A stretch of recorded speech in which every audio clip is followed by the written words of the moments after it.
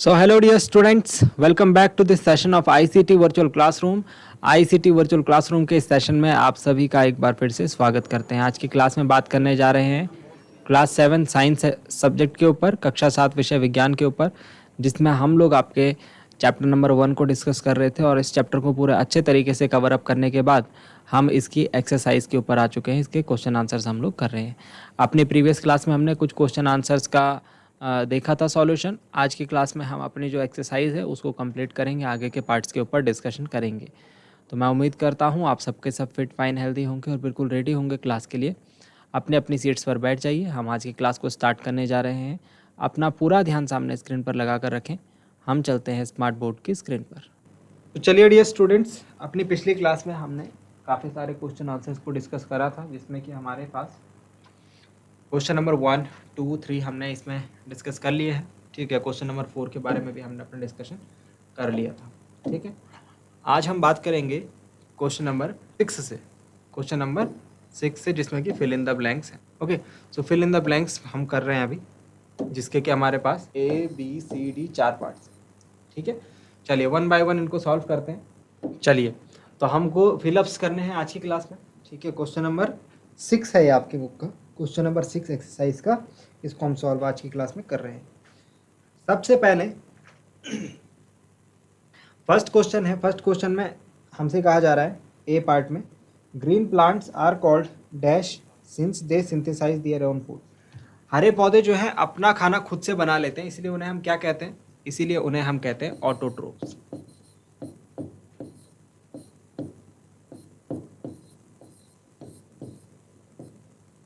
Autotrophs. तो first question का answer हो जाए ऑटोट्रोफ्स। ऑटोट्रोफ्स मतलब जो अपना भोजन खुद बना लेते हैं, उसमें ग्रीन प्लांट्स जो है आते हैं। तो ऑटोट्रोफ्स जो है फर्स्ट क्वेश्चन का एग्जाम्पल हो जाएगा, फर्स्ट क्वेश्चन का आंसर हो जाएगा। चलिए, बी पार्ट है, जब food synthesized by plants is stored as dash. जो पौधा जो है खाना बनाता है अपने लिए, है ना, वो कैसे स्टोर हो जाता है उसमें? तो हमने देखा था कि बनता है स्टार्च। क्या बनता है? स्टार्च की फॉर्म में वो प्लांट में रह जाता है। याद रखेंगे इसे, the food synthesized by plant is stored as starch, is stored as starch. C part है, in photosynthesis solar energy is absorbed by pigment called. Solar energy को कौन पिगमेंट एब्जॉर्ब करता है? बहुत इंपॉर्टेंट है, मैंने आपको बोला था, इसको बड़ा ध्यान रखना जब पढ़ा रहे थे हम इसे। क्लोरोफिल। क्या आएगा? Chlorophyll. During photosynthesis plants take in dash and release dash gas. Photosynthesis की प्रक्रिया के दौरान पौधे कौन सी गैस लेते हैं और कौन सी गैस छोड़ते हैं? तो plants take in carbon dioxide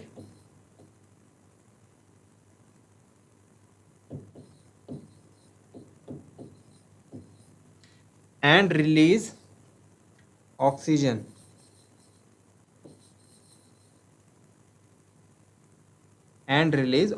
gas। तो BCD चारों फिलअप्स हमारे हो चुके हैं, नोट डाउन करेंगे इन्हें जरा जल्दी से। तो fill in the blanks I hope आपको समझ में आ गए होंगे।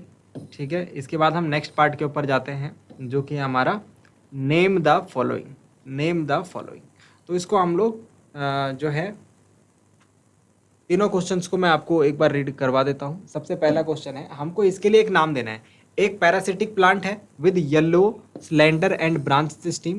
पैरासिटिक प्लांट हमने पढ़ा था, ठीक है, जिसका yellow slender and branch steam होती है। बी पार्ट है, the plant that is partially autotrophic, मतलब पूरी तरीके से अपना खाना खुद नहीं बनाता है, लेकिन पार्शियली है ना, पार्शियली ऑटोट्रोपिक है। The pores through which leaves exchange gases. The pores through which leaves exchange gases. तो चलिए इनको वन बाय वन लिखते हैं हम, वन बाय वन इनको नोट डाउन करते हैं। हम बात कर रहे हैं question number, answer of question number 7। इसका ए पार्ट है, अ पैरासिटिक प्लांट। क्वेश्चन भी लिखेंगे ये वाला, parasitic plant with yellow slender and branch steam. तो याद आ रहा है आपको, पैरासाइट्स में मैंने आपको एक प्लांट के बारे में बताया था, ठीक है, और जो कि ब्रांच्ड स्टेम, जो कि इस तरीके के कैरेक्टरिस्टिक रखता था, है ना। कैसा था? पैरासिटिक प्लांट था, येलो था, सिलेंडर था और ब्रांच स्टेम था। याद आ रहा है नाम उसका? CUSCUTA। ठीक है, बी पार्ट। इसका आंसर क्या हो जाएगा फर्स्ट वाले का? देन सेकंड है a plant that is partially autotrophic. A plant that is partially autotrophic. Partially autotrophic मतलब पूरी तरीके से अपना खाना खुद नहीं बनाता है, पार्शियली बनाता है ना। पार्शियली ऑटोट्रोपिक हम इसे कह सकते हैं। इसका आंसर रहेगा पिचर प्लांट। कौन सा प्लांट होता है बच्चों? पिचर प्लांट, जो कि पार्शियली ऑटोट्रोपिक होता है। सी पार्ट के ऊपर चलते हैं। The pores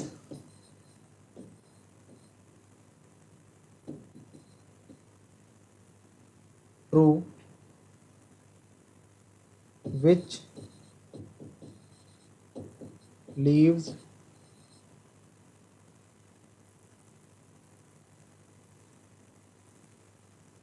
exchange gases. जिन छेदों से पत्तियां जो है गैसेस का एक्सचेंज करती है, कार्बन डाइऑक्साइड लेती है, ऑक्सीजन छोड़ती है, तो ये होते हैं हमारे स्टोमेटा।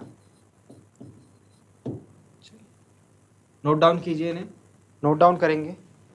चलिए तो अब नेक्स्ट क्वेश्चन के ऊपर चलते हैं। नेक्स्ट 8th क्वेश्चन के ऊपर हम चल रहे हैं। 7th क्वेश्चन तक हम कर चुके हैं, नेक्स्ट हम जा रहे हैं 8th क्वेश्चन के। तो 8th क्वेश्चन कह रहा है टिक द करेक्ट आंसर। जो सही आंसर है उस पर हमको क्या करना है? टिक करना है। तो एक क्वेश्चन दिया रहेगा, उसके लिए 4 आंसर बताए रहेंगे, उन चारों में से एक सही है और बाकी सारे गलत हैं, तो हमको वो आंसर देना है। जैसे पहला क्वेश्चन है, इसका आंसर आप लोग तुरंत से बताइए मुझे। कसकट्टा is an example of. कसकट्टा is an example of. अभी अभी पढ़ा था हमने, अभी हमने पढ़ा इसके बारे में, अभी हमने पढ़ा इसके बारे में, है ना। तो अभी ऊपर क्या पढ़ा था? ये पैरासाइट प्लांट है, पैरासिटिक प्लांट है, तो बी सेकंड इसका राइट आंसर होगा। ओके, फिर बी पे चलते हैं। The plant which traps and feeds on insect is, मतलब जो प्लांट कीड़ों को पकड़ता है और उनको खाता है, ठीक है, तो वो है हमारा पिचर प्लांट। ये दोनों ही हमने अभी ऊपर पढ़े हैं। चलिए 8th के भी दोनों पार्ट्स हो गए, है ना। इजी क्वेश्चन है, हम सारे पढ़ चुके हैं ये। नेक्स्ट के ऊपर चलते हैं, नेक्स्ट क्वेश्चन पर चलते हैं। Match the items given in column 1 with those in column 2। Column 1 को कॉलम 2 से मिलाना है, ठीक है। थोड़ा इसको मैं साइज बढ़ा देता हूँ आपको, ताकि आप इसको और अच्छे तरीके से देख पाओ। देखिए कॉलम 1 को हमको क्या करना है? कॉलम 2 से मिलाना है। अब देखिए ज़रा ध्यान से, कॉलम 1 में क्या लिखा है हमारे पास? कॉलम 1 में लिखा है, ये रहा कॉलम 1 और इस तरफ है कॉलम 2। कॉलम 1 में लिखा है सबसे पहले क्लोरोफिल। तो क्लोरोफिल क्या होता है? क्लोरोफिल क्या होता है? क्लोरोफिल अगर हम देखेंगे तो क्लोरोफिल हमको कहाँ मिलता है? लीफ में मिलता है। तो क्लोरोफिल किसको मिला देंगे? लीफ पर मिला देंगे, पत्ती के ऊपर रहता है क्लोरोफिल। नाइट्रोजन, नाइट्रोजन, नाइट्रोजन की अगर बात करें तो नाइट्रोजन हमें एक बात पता लगी थी कि राइजोबियम नाम का बैक्टीरिया जो है, ये क्या करता है? नाइट्रोजन को मिट्टी के थ्रू पौधे तक पहुंचाता है। और हमने ये भी देखा था राइजोबियम जो है एक सिम्बायोटिक रिलेशनशिप में रहता है पौधे के साथ, ठीक है। कसकटा अगर देखेंगे तो ये तो हम काफ़ी बार पढ़ चुके हैं, पिछले 2 क्वेश्चन में हमने से पढ़ा है पैरासाइट।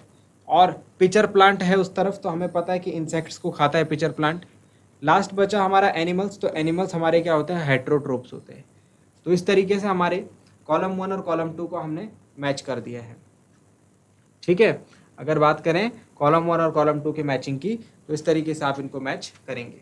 नोट डाउन कीजिए ज़रा जल्दी से, फिर हम ट्रू फॉल्स के ऊपर चलिए। तो अब हम करते हैं ट्रू एंड फॉल्स। तो हमें क्या करना है?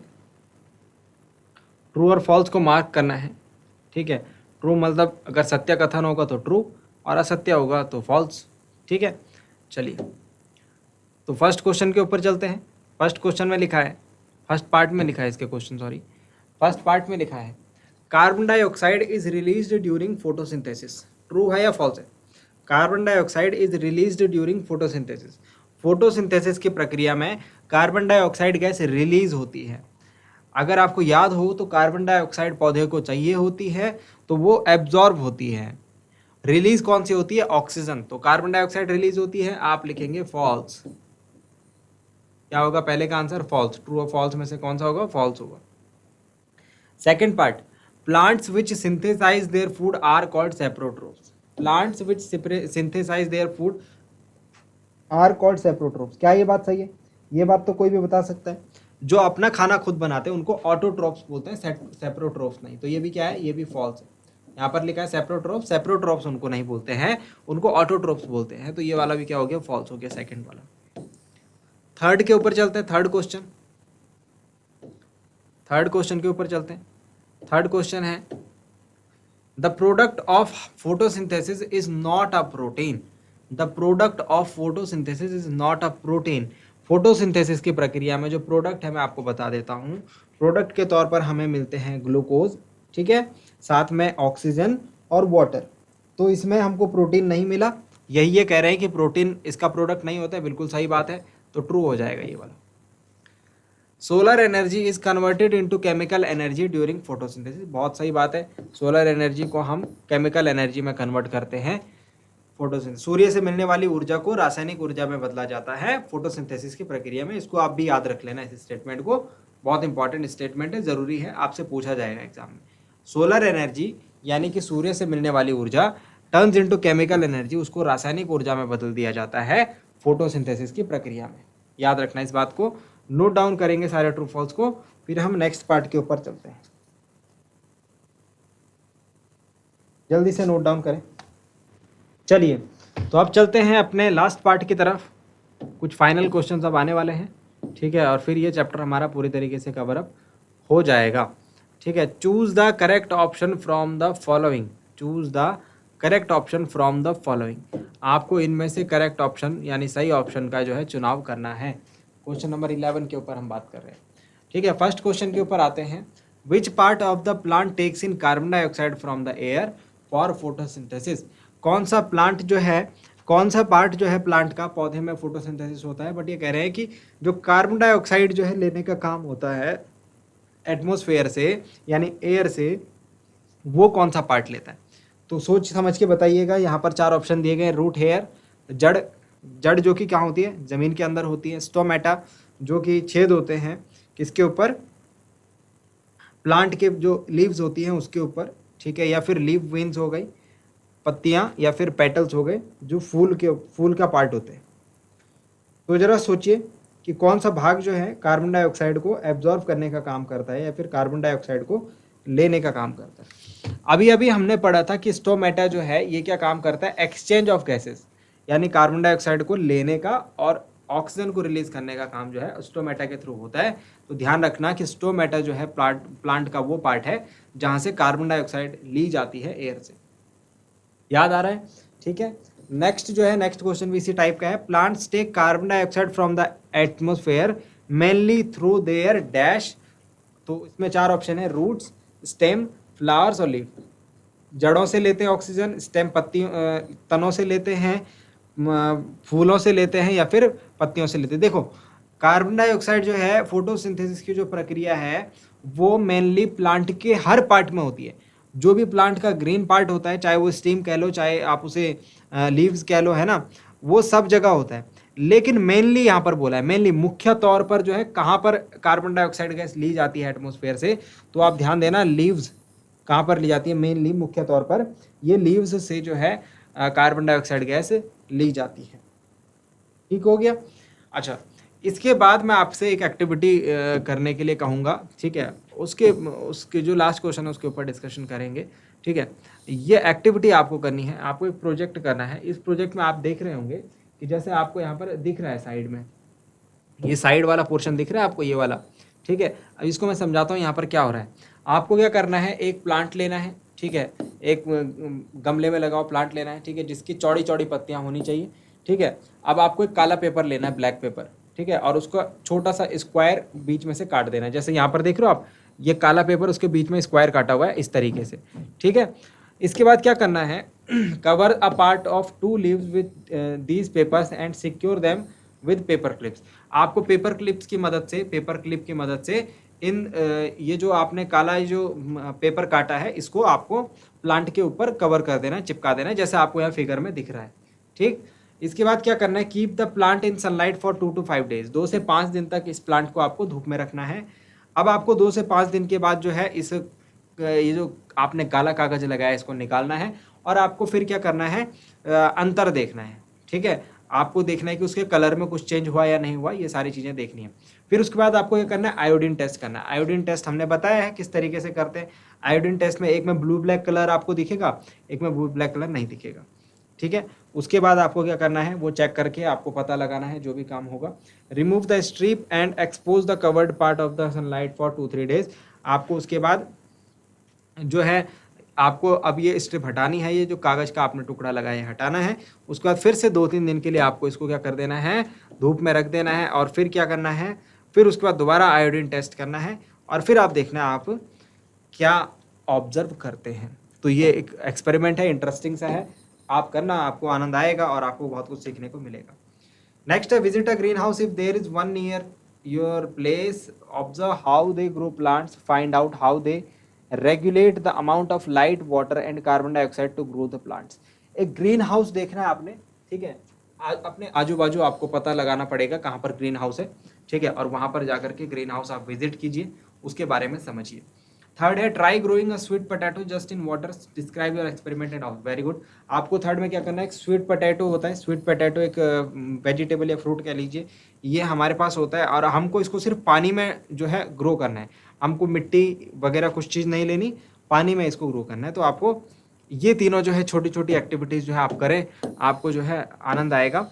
और इसी से रिलेटेड हमारा क्वेश्चन नंबर 13 है, इसी से रिलेटेड हमारा क्वेश्चन नंबर 13 है। जब आप ये एक्टिविटी करेंगे तो आप इस क्वेश्चन का आंसर दे पाएंगे। क्वेश्चन नंबर 13 है, why do farmers grow many fruits and vegetable crops inside large green houses. Green house होते हैं बड़े बड़े, ठीक है, आप देखना, मतलब आपके आसपास आपको पता लगाना पड़ेगा। नर्सरीज होती है ना, नर्सरी होती है जहाँ फूल पौधे बिकते हैं, उनसे पता लगाना, सब्जी वालों से पता लगाना कि ग्रीन हाउस कहाँ है। ग्रीन हाउस में देखना आप, जो फार्मर्स होते हैं उन्होंने काफ़ी बड़े बड़े ग्रीन हाउस के अंदर फ्रूट्स और वेजिटेबल्स वहाँ पर ग्रो किए रहते हैं। क्यों करते हैं ऐसा, क्या उनको फ़ायदा मिलता है, क्या एडवांटेज होता है, ये आपको पता लगाना। तो ये क्वेश्चन मैं आपके लिए छोड़ रहा हूँ, ठीक है। इस क्वेश्चन का आंसर आपको कॉपी में बाद में लिखना है, पहले आपको इसको ढूंढना है, अपने आसपास ढूंढने की कोशिश कीजिए लार्ज ग्रीन हाउस कहाँ पर है, ठीक है, और उससे पता लगाने की कीजिए किसानों को उससे क्या फ़ायदा, उसके बारे में जितनी ज़्यादा से ज़्यादा जानकारी हो सकती है वो आप पता लगाइए, है ना। तो इससे आपको क्या होगा, ग्रीन हाउस के बारे में जानकारी मिलेगी, साथ ही साथ आप इस क्वेश्चन का आंसर जो है दे पाएंगे, ठीक है। तो आई होप यहाँ तक की बातें आपको समझ में आई होंगी, ठीक है। अगर आप नोट करना चाहें तो नोट कर सकते हैं इन्हें, ठीक है, अदरवाइज़ आपकी बुक में सारी चीज़ें लिखी हुई है और बुक में से आप जो है इन एक्टिविटीज़ को ज़रूर फॉलो करें, ठीक। फोटोसिंथेसिस ज़रूर समझें, आयोडीन टेस्ट को ज़रूर समझें। आयोडीन टेस्ट अगर आप कर पाएँ तो बहुत अच्छी बात, मेरे हिसाब से आपको आयोडीन टेस्ट जो है करने की कोशिश करनी चाहिए। और कोई भी चीज़ करने से पहले, कोई भी एक्टिविटी करने में अगर आपको लगता है कि मैं कैसे कर पाऊँगा, मेरे पास संसाधन की कमी है ना, तो आपको सिर्फ इतना सा काम करना है कि आपको अपने टीचर्स की या फिर अपने भाई बहन की या फिर अपने मम्मी पापा की या फिर परिवार में किसी की मदद लेनी है, उनके साथ डिस्कस करनी है और उन्हें बोलना है कि मुझे ये काम करना है, मेरा मन है ये काम करने का। जैसे ग्रीन हाउस है, तो ग्रीन हाउस अगर आपको नहीं पता तो आप अपने परिवार में किसी को बोल सकते हैं, अपने टीचर्स में किसी को बोल सकते हैं कि मुझे ग्रीन हाउस देखना है और मैं उसके बारे में जानकारी इकट्ठा करना चाहता हूँ, ठीक है। बस आप एक बार शुरुआत करेंगे तो आप डेफिनेटली उस काम को कर पाएंगे। और अगर आप इसी तरीके, अगर आप न्यूट्रल बने रहेंगे, है ना, उदासीन बने रहेंगे, तो आप शायद काफ़ी टाइम तक ग्रीन हाउस के बारे में आपको पता ना लग पाए, ठीक है। तो आप एक्सप्लोर कीजिए, जो जो चीज़ें आप किताब में पढ़ते हैं उसे अपने आसपास ढूंढने की कोशिश कीजिए। ये चीज़ें चेक कीजिए कि जो हमें किताब में पढ़ाया जा रहा है क्या वो रियल लाइफ में भी हो रही है ना, उसको मैच करने की कोशिश कीजिए, तब आपको ज़्यादा समझ में आ पाएगा। सो उम्मीद करते हैं आज की क्लास में आपको जो बातें बताई गई हैं वो आपको समझ आए होंगे, इंटरेस्टिंग लगे होंगे और साथ ही साथ आपने उन्हें नोट डाउन भी किया होगा। घर से एक बार रिवाइज ज़रूर करें। अगली क्लास में मिलेंगे ऐसे ही किसी इंपॉर्टेंट और इंटरेस्टिंग टॉपिक के साथ। क्लास से जुड़ने के लिए आप सभी का बहुत बहुत धन्यवाद। Thank you very much and have a nice day.